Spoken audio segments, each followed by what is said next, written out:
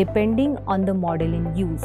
A database model can include entities, their relationships, data flow, tables, and more. Some of the popular database models include relational models, hierarchical models, flat file models, object-oriented models, entity relationship models, and network models. Conceptual data model. A conceptual data model is the most abstract level data model or summary level data model.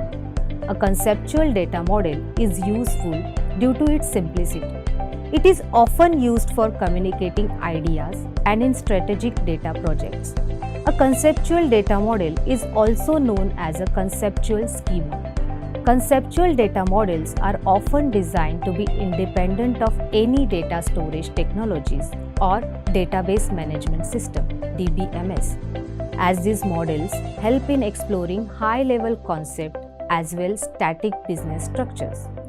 Conventional teams make use of conceptual data models as precursors or as alternatives to logical data models (LDMS). A conceptual data model can also help in closing the gaps between a solution model and requirements document. Relational data model. Other aspects of relational database design corresponds to specific parts of a data table. The primary key is a fundamental tool in creating and using relational data models. It must be unique for each member of a data set. It must be populated for all members. A large part of routine database administration involves evaluating all the datasets in a database to make sure that they are consistently populated and will respond well to SQL or any other data retrieval method. Entity Data Model (EDM). The fundamental building block used to describe the structure of data within the entity data model is the entity type. Entity type serves as a template for entities which represent a specific object with a unique entity key within the entity set. In the conceptual model, entity types are constructed from properties and describe the structure of top-level concepts. Entity sets are grouped logically in an entity container. Network model.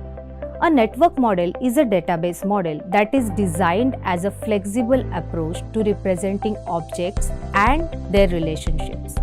A unique feature of the network model is its schema, which is viewed as a graph where relationship types are arcs and object types are nodes. Unlike other database models, the network model schema is not confined to be a lattice or hierarchy.